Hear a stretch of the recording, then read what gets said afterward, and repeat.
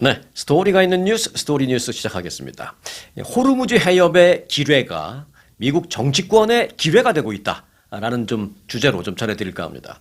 국방부는 호르무즈 해협에 부설된 그 기뢰를 완전하게 제거하는데 6개월 이상이 걸릴 수 있다. 그리고 그 제거 작전은 지금은 안 된다.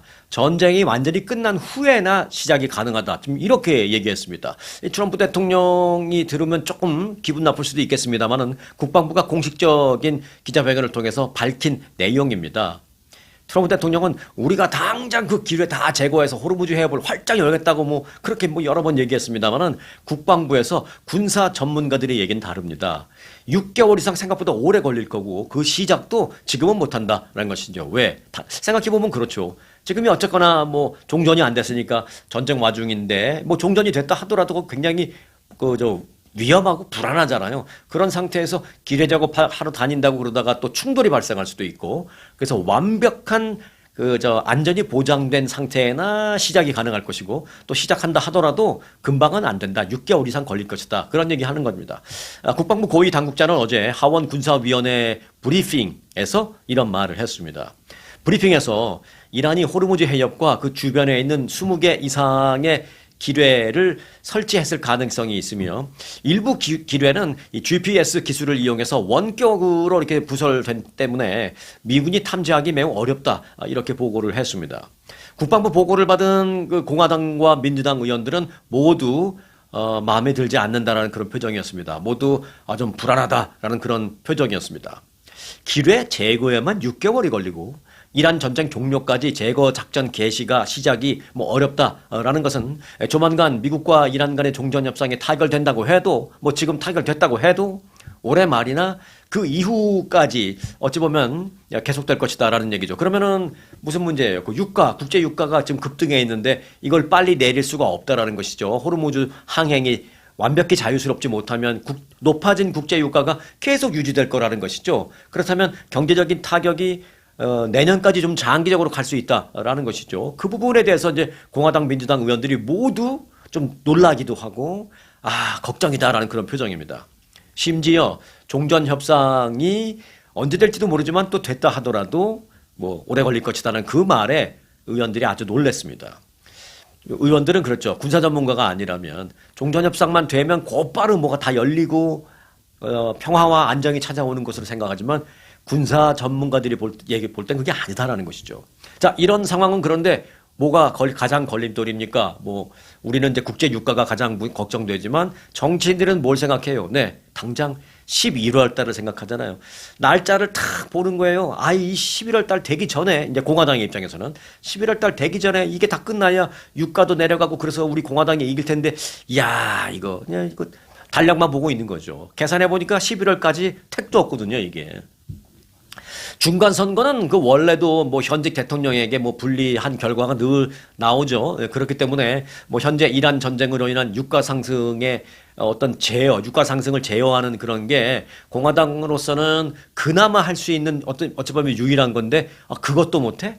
공화당은 현직 대통령 임기 중이기 때문에 당연히 그 여당인 공화당이 좋은 선거 결과를 역사적으로 볼 때 못 얻는 건 뻔한데 그나마 할 수 있는 몇 개가 있을 텐데 그나마 그것도 못한다라는 것입니다. 유가를 좀 드라마틱하게 탁 내리면서 선거 전에 여러분 우리가 이란 전쟁을 승리했고 그리고 승리하자마자 우리가 노력해서 곧바로 유가를 잡았습니다. 가솔린 가격 팍팍팍 내려가서 정상화됐죠 하면서 표 좀 얻으려고 그랬는데 이게 안 될 것 같다라는 계산이 나온 거죠.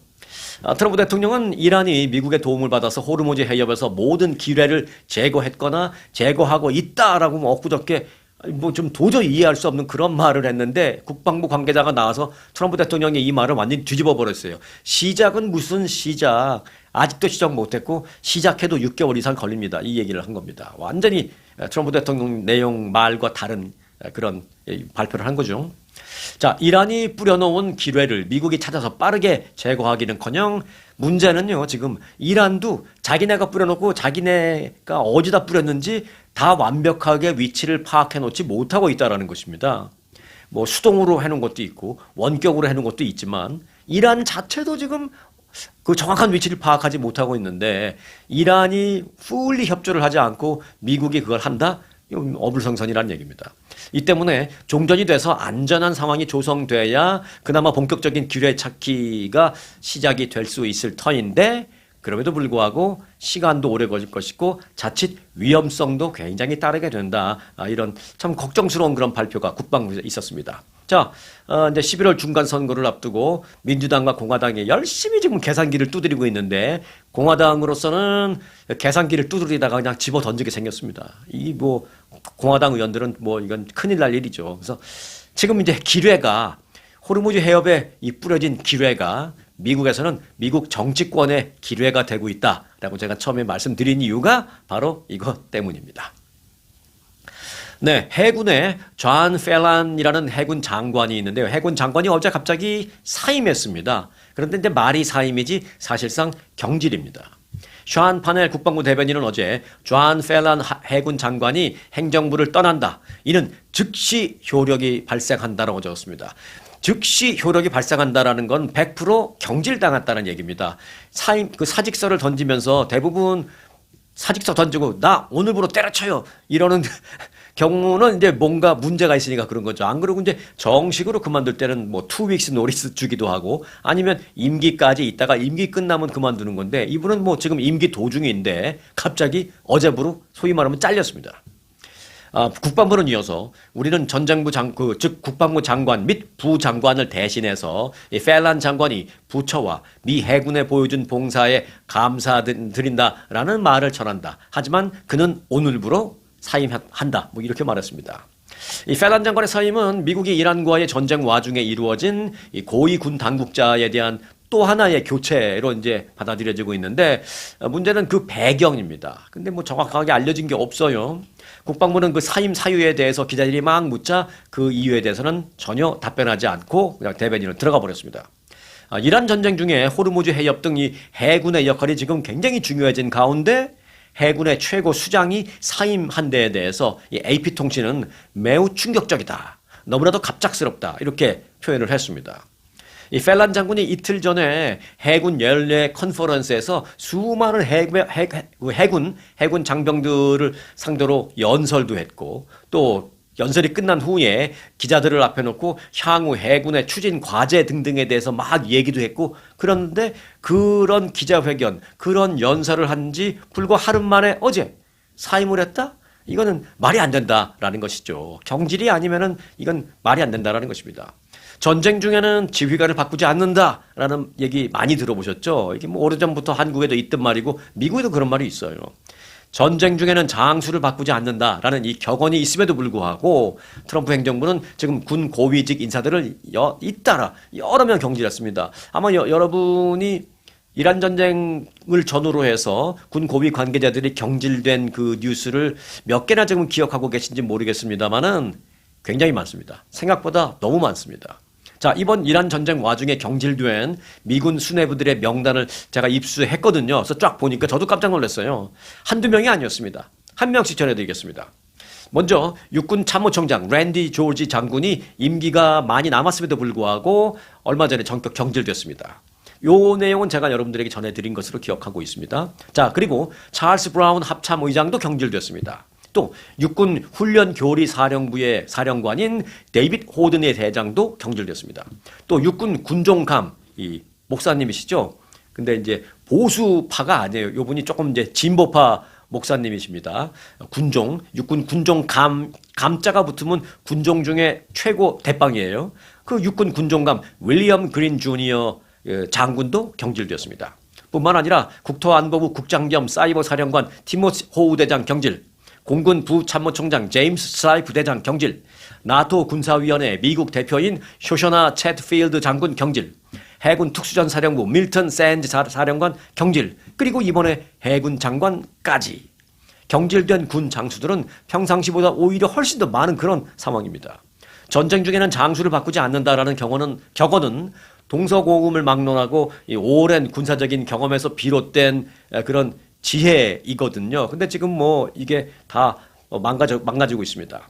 자, 전쟁 중에는 장수를 바꾸지 않는다는 이 원칙이 강조되는 이유는 그 전쟁의 성격이 이 전쟁이라는 것이 단순히 어떤 인적 자원의 교체가 아니라 유기적으로 연결되어 있는 시스템의 작동이기 때문입니다.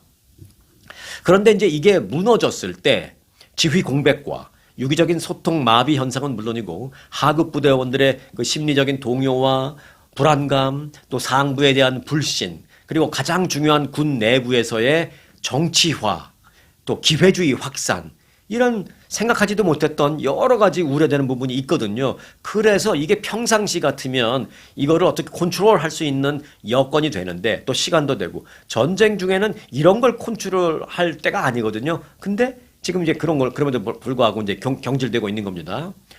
왜 이제 전쟁 중에는 장수를 바꾸지 않아야 되느냐와 관련해서 전문가들은 이제 얘기하는 건데 그렇게 자꾸 전쟁 중에 장수를 바꾸게 되면 어느 순간 능력이 아닌 정치적 성향이나 충성도에 따라서 점수가 장수가 바뀐다라는 그런 인식이 군 내부에 퍼지게 됩니다. 그러면서 이제 남은 장교들은 어떤 작전의 성공보다는 윗선의 눈치를 살피는 데 집중을 하게 됩니다.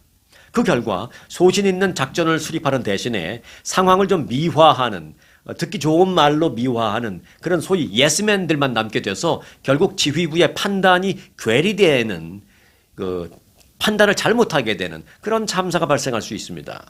이 때문에 동서고금을 막론하고 전쟁 중엔 장수를 바꾸지 않는다라는 격언이 있게 된 건데요. 현 행정부에서는 그런 격언보다 훨씬 더 중요한 무언가가 있는 모양입니다. 저는 잘 모르겠습니다. 여러분은 아시죠? 네, 넘어가겠습니다. 자, 이란 전쟁 발발 후에 미국의 핵심 방공 및 정밀 타격 미사일, 즉 요격 미사일 그 비축량이 지금 조사를 해보니까 생각보다 굉장히 많이 부족하다라는 결과가 나왔습니다. 이란 전쟁 수행에는 뭐 지금 이걸 하는 데는 크게 문제가 없을 것으로 생각하지만 뭐 동시에 중국과 같은 어떤 동등한 경쟁국과 또는 서태평양 등에서 대규모 전면전을 치른다라는 가상을 해본다면 이거는 우리가 말도 없이 당할 수밖에 없네, 이런 계산이 나온다는 것입니다. 전략문제연구소는 이란 전쟁의 주요 탄압 현황이라는 보고서를 어제 발표했는데요. 저도 그걸 보고 좀 걱정되더라고요. 이 정도였나 싶더라고요. 이란 전쟁 발발 후 40일 동안 사용된 주요 무기 체계의 소모 수준을 공개했습니다. 그러니까 어떤 탄약이나 미사일 같은 걸 얼마나 썼는지, 얼마나 남았는지, 그걸 지금 조사한 겁니다. 자, 분석 대상은 장거리 타격, 장거리 요격 미사일, 그리고 뭐 중거리 요격 미사일 등등 7개 핵심 전력입니다. 핵심 전력. 요즘은 이 7개 핵심 전력으로 싸우는 거지 무슨 뭐 소총 들고 가고 이런 거 아니잖아요. 자, 가장 눈에 띄는 건 방공망 핵심인 페이트리어트 요격 미사일과 사드 요격 미사일입니다. 페이트리어트는 총 2,330발을 갖고 있는데 최대 1,430발이 이미 사용됐답니다. 그래서 지금 62%가 소진됐습니다. 남아있는 페이트리어트 미사일은 약 900발, 38% 정도밖에 안 남아있습니다. 지금까지 쓴 게 1,430발이고 남아있는 건 900발. 그러니 미국으로서도 이 전쟁을 더 이상 계속 가기는 쉽지 않은 거죠. 자, 페이트리어트 요격 미사일 말씀을 드렸는데 요 페이트리어트 미사일은 중고도 요격 미사일이고요. 보다 더 높은 곳에서 날아오는 것. 왜 더 높은 곳에서 날아오겠어요? 더 먼 곳에서 쏘니까 그런 거거든요. 그런 경우에는 이제 고고도 요격 미사일이라고 하는데 그걸 이제 사드라고 합니다. 근데 이제 우리가 사드 하지만 요게 영어로 이름은 SA가 아니고요. TH입니다. THAAD입니다. 근데 뭐 사드 이러면 말하는 저도 힘들고 듣는 여러분도 불편하니까 그냥 사드로 갈게요. 근데 사드라고 하지만 여러분이 듣기는 사드로 들으세요. 네. 자, 여하튼 사드 아닌 사드는 360발 갖고 있었는데 290발 벌써 썼어요. 그래서 81% 소진됐습니다. 네. 그러니까 한 70발 남아있는 겁니다. 사드는. 이 때문에 한국에 배치된 사드 미사일의 일부가 현재 이란으로 향하고 있는 거 아닙니까? 그래서 제가 어제 말씀드렸죠. 한국에는 사드 미사일의 발사체는 그대로 있지만 그 미사일은 다 빼갔다, 이란으로. 그럼 그 총알 없는 권총이 무슨 소용이 있겠어요? 그 발사체만 있고 발사할 미사일은 지금 이란으로 빠집니다. 왜? 이 지금 360발 중에 다 쏘고 70발밖에 안 남았으니까. 그러니 미국에서도 이 전쟁 갈 수가 없어요. 자, 이에 대해서 브래드 쿠퍼 사령관은 우리는 재무장 중에 있다, 그러면서 장비와 전술을 재정비하고 있다라고 말했지만 상황은 심각합니다. 결국 그래서 국방부가 생산 확대에 지금 속도를 낼 수밖에 없는 겁니다. 그래서 제가 뭐 전해드렸습니다만 지난 15일에는 자동차 제조회사 포드, 제너럴 모터스 등 이 주요 자동차 회사와 자동차를 만드는 대신에 일정 부분의 공장에서는 무기를 생산하는 방안에 대해서 황급하게 회의를 했다라는 것 아니겠습니까? 뭐 이런 일이 없었던 건 아니죠. 지난 제2차 세계대전 당시 디트로이트 자동차 공장들을 군수 공장으로 전환해서 무기를 좀 생산한 그런 뭐 역사가 있긴 있죠. 그래서 그때와 똑같은 방식으로 포드와 GM, 제너럴 모터스의 일부 공장을 무기 공장으로 빨리 바꿔서 무기를 좀 만들자라는 방안을 논의했는데 그 논의를 했다는 얘기까지 나오는데 그 이후에 뭐 논의 결과에 대한 발표는 정부 측에서는 아무것도 지금 없습니다. 쉬운 일은 아니죠. 쉬운 일은 아니죠. 네. 그래서 지금 미국의 뭐 다른 어떤 그 무기 비축량까지는 뭐 모르겠습니다만은 가장 중요한 이런 요격 미사일이 지금 턱없이 남아있는 양이 지금 얼마 안 남았다. 네, 그 말씀을 드렸습니다. 자, 미국이 바라본 착한 국가, 미국이 바라본 나쁜 국가 얘기를 해드리겠습니다. 미국이 나토 회원국들을 착한 국가와 나쁜 국가로 나눈 명단을 작성했다라고 정치 전문 매체 폴리티코가 보도했습니다. 일종의 블랙리스트를 만든 거예요. 나토 회원국이 뭐예요? 미국의 동맹국이잖아요. 동맹국을 쫙 놓고 착한 놈, 나쁜 놈 이거 매긴 겁니다. 폴리티코는 국방부 관계자와 유럽의 외교관 등의 여러 명을 취재한 결과 마르크 리터 나토 사무총장의 미국 방문에 앞서서 해당 명단이 이미 쫙 작성이 완료됐다라고 보도했습니다. 이 명단에는 나토 회원국별 동맹에 대한 기여도와 또 미국이 그 자체적으로 그걸 보고 평점을 매긴 그 등급이 매겨져 있다라는 것입니다. 이 미국이 그 명단의 세부 내용은 뭐 공개하지 않았습니다만은 그러니까 이 어느 나라가 착한 국가로 체크됐는지 어느 나라가 미국이 봤을 때 좀 괘씸죄에 걸렸는지 뭐 그것까지 공개하지 않았습니다만은 이걸 만들었다라는 것은 공개가 된 겁니다. 그래서 뭐 내용까지는 모르겠습니다만 조금 유추해 볼 수 있어요, 우리가. 예를 들어서 루마니아와 폴란드 같은 경우에는 아마도 가장 좋은 점수를 받았을 것이다. 뭐 우리는 이렇게 생각할 수 있습니다. 그래서 이제 착한 국가 명단에 들어갔을 것이다. 루마니아와 폴란드는. 왜냐하면 이제 폴란드는 나토의 최대 국방비 지출국 중에 하나입니다. 트럼프 대통령이 아주 이뻐하죠. 그러면 그래서 미군 10,000명의 비용을 폴란드는 폴란드 돈으로 거의 다 지불하고 있습니다. 아주 트럼프 대통령이 좋아하죠. 그래서 그리고 루마니아는 이란 전쟁 중에 자국의 공군 기지를 미군이 사용할 수 있도록 허용한 나라입니다. 잘 아시다시피 영국도 허용 안 했고 특히 스페인도 허용 안 했고 다 영공 통과를 허용 안 했죠. 그런데 루마니아는 허용했어요. 그게 얼마나 이뻐요. 그래서 두 나라는 아마 우리가 쉽게 유추해 볼 수 있고 국방부 관계자는 이 같은 명단 작성을 토대로 해서 앞으로 유럽 내 비협조 국가의 주둔 중인 그 미군은 협조 국가로 이전하고 합동 군사 훈련이나 무기 판매 등등등도 협조 국가와만 하는 그런 방안이 거론되고 있다라고 전했습니다. 네. 한국은 물론 나토 회원국이 아니기 때문에 이번 명단 작성의 뭐 대상이 되지는 않았습니다만은 한번 생각해 보는 것이죠. 만일 한국도 포함을 해서 했다라면 트럼프 대통령의 눈에는 한국이 착한 국가일지 나쁜 국가일지 정말 생각은 한번 해보게 됩니다. 네, 연방보건당국이요, 코로나19 백신의 효능을 인정하는 그런 그 보고서를 만들었는데 그 보고서를 만들었다가 이제 책자에다가 발간을 하려고 했는데 발간을 못하게 했습니다. 연방 CDC는 백신 관련 학술지에 코로나19 백신의 효능을 사실상 인정하는 보고서가 나왔는데 그 보고서를 그냥 보고서로만 책상 속에 넣어놓고 그 학술지에 게재하지는 않기로 했습니다. 이 보고서는 코로나19 백신 접종으로 인해서 성인의 응급실 방문과 입원 등등이 절반으로 뚝 떨어졌다라는 그런 내용이 결론적으로 되어 있는 그런 보고서입니다. 뭐 백신이 효과 있었다라는 내용이죠. 근데 그거를 싫은 거예요. 미국에서는, 연방정부에서는. 이미 CDC에서도 의학적인 검토를 다 거친 후에 검증을 한 그 보고서고 학술지에 공식적으로 실릴 예정이었습니다만은 CDC의 새로운 신임 수장이 오자마자 제일 먼저 한 게 이 학술지에 게재하는 걸 스탑! 중단시킨 겁니다. 이와 관련해서 트럼프 행정부 내에 팽배한 그 백신 회의론이 보고서 발간을 중단시킨 것 아니냐라는 그런 지적이 나오고 있습니다. 코로나19 백신을 가장 치명적인 백신이다 라면서 강도 높게 비판해온 대표적인 인물이 누구예요? 네. 지금 그 연방보건복지부 장관인 로버트 케네디 주니어 장관이잖아요.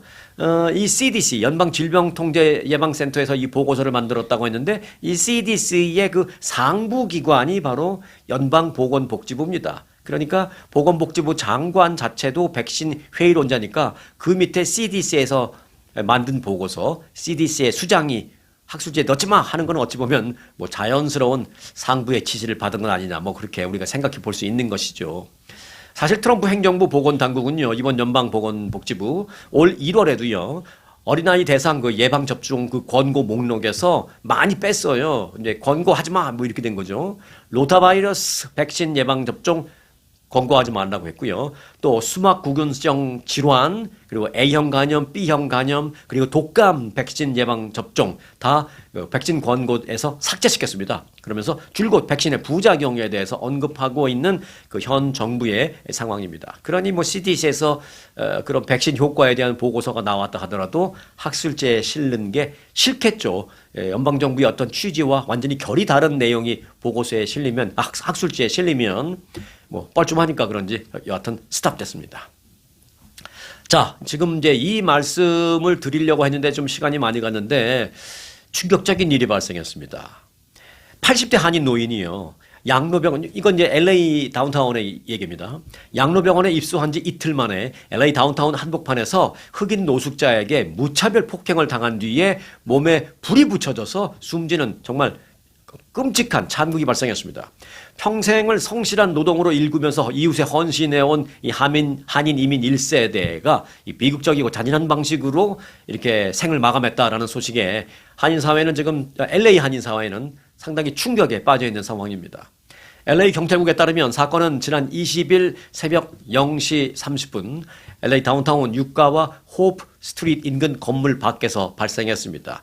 이 사건이 발생한 것이 이제 6th 스트리트 유가, 그리고 교차되는 것은 호프, 희망이라는 이름을 가진 거리에서 이런 절망적인 일이 발생한 겁니다. 말만 희망이면 뭐예요?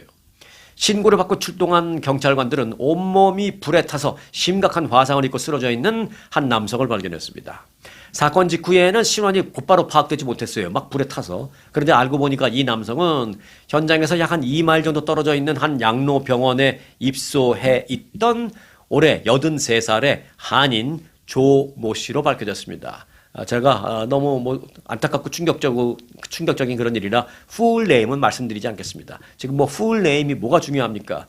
이런 끔찍한 일이 발생했다는 게 충격인 거죠. 올해 83살의 한인 조 모 씨로 밝혀졌습니다. 목격자들에 따르면 사건 당시 거구의 흑인 남성이 조 씨의 얼굴을 무차별적으로 짓밟은 뒤에 그의 의복에, 옷에 불을 확 붙여서 피해자를 방화한 것으로 알려졌습니다. 당시 인근을 지나던 버스에서 승객들이 보고 있다가 놀래서 버스에서 내려서 그 즉시 심폐소생술도 하고 이 불에 타고 있는 이 조 씨의 몸에서 막 불을 꺼주기도 하고 긴급히 그렇게 구조에 나섰습니다만은 좀 역부족이었습니다. 병원으로 옮겨졌는데 병원에서 결국은 견디지 못하고 돌아가신 것입니다. 심각한 뇌출혈 그리고 전신 화상에 대한 그런 상황을 견디지 못하고 결국 병원에서 숨졌습니다. 사망한 조 씨의 딸 릴리 한 씨에 따르면 아버지는 평소 신체적으로는 큰 문제가 없었지만 치매 증세가 있었다라고 합니다. 그래서 조 씨는 지난 17일 가족들의 도움으로 LA 한인타운과 다운타운 그 중간쯤에 있는 한 한인 양로병원에 입소를 했습니다. 그런데 입소한 지 이틀 만에 17일 날 입소했는데 이틀 만인 지난 19일 아침에 병원 관리 범위를 벗어나서 외부로 나간 것으로 바뀌어졌습니다. 이제 치매 증상이 있으니까 여기가 어디야 하고는 멋모르고 막 나간 거죠. 그런데 이제 그런 양로병원에서 치매 환자 이분 혼자가 아니고 많이 있을 텐데 관리를 어떻게 했길래 이런 일이 발생하냐, 지금 그런 것도 문제가 되고 있는 것입니다. 그렇게 이제 나가서 참변을 당한 겁니다. 한 씨는 이어서 우리 가족에게 일어날 것이라고는 도저히 살면서 한 번도 상상해 보지 못했던 일이 현실로 벌어졌다라면서 도대체 뭐 때문에 이런 일이 일어났는지, 그리고 그 양로병원은 왜 아버지가 밖으로 나갈 때까지 모르고 있었는지 등등등 철저한 경찰의 수사와 철저한 양로병원의 어떤 설명이 있어야 할 것이다라고 덧붙였습니다. 유가족은 변호사를 선임해서 지금 법적 대응을 준비 중인 것으로 알려졌습니다. 자, 숨진 조 씨는요, 지난 1985년에 미국으로 이민 왔습니다. 이민 동기가 혹시 있으신가요? 네. 41년 된 거죠. 그렇게 되면. 네. 41년 전인 1985년에 미국으로 이민 와서 이제 LA에서 쭉쭉 사셨는데 LA 한인타운에 있는 미스터 영 양복점이라는 곳에서 재단사로 이 오랜 기간 동안에 일해 온 것으로 알려졌습니다. 미스터 영 양복점. 저도 잘 압니다. 사실 저도 거기서 양복해 본 적이 있거든요. 여하튼 조 씨는 약 20년 전부터 미국에 와서 돈은 좀 벌었지만 사회에 기여한 일이 내가 너무 없다라고 가족들한테 말하면서 사후 자신의 시신을 UCLA 의대에 기증하기로 서약을 하는 등 생전에 어떤 사회적인 책임에 대한 그런 뜻을 많이 밝혀온 그런 인물이다라고 합니다. 딸 릴리 한 씨에 따르면 아버지는 평생 남에게 해코지 한 번 하지 않고 성실하게 살아온 분이시다라면서 도심 한복판에서 이런 반인륜적인 범죄가 벌어졌다는 사실을 도저히 받아들이기 어렵다라고 말하고 있습니다. 한편 그 사건 당일이 지난 20일 새벽 0시 반이라 그랬죠. 그날 오후 3시 45분쯤 사건 현장 인근에서 40대 흑인 그 용의자가 체포는 됐습니다. 그래서 그는 현재 구치소에 수감되어 있는데 살인 및 방화 혐의로 현재 재판에 회부돼서 이제 재판을 기다리고 있는 그런 상황입니다. 앞서도 말씀드렸습니다만은 그 미스터 영 양복점에서 이분이 이제 오래 일하셨다고 이제 했잖아요. 그 미스터 영 양복점. 저도 아주 오래전에 꽤 오래됐어요. 아주 오래전에 그 미스터 영 양복점에서 양복을 한 기억이 있습니다. 네. 그래서 그런지 더더욱이 이 사건에 큰 분노를 느낍니다. 네. 양로병원 측은 병원 측대로 환자 관리에 대한 어떤 책임 있는 설명은 반드시 해야 될 겁니다. 왜 이분이 나가는데도 모르고 있었는지 나간 뒤에 알았겠죠. 네. 근데 도대체 어떤 그 보안 장치나 락 장치나 뭐 이런 걸 어떻게 하길래 그런 치매 있는 노인이 막 나갈 수 있게 그렇게 한 건지 다른 것도 아니고 양로병원에서 정말 그 책임 있는 해명이 필요합니다. 그리고 경찰국은 경찰국대로 비극적인 이런 사건이 왜 발생하는 것인지 그리고 그 노숙자가 뭐 정신 이상인 건지 아니면 뭐 LA의 법 체계가 정말로 무시당하고 있는 것인지 경찰국 나름대로의 또 철저한 설명이 있어야 할 것입니다.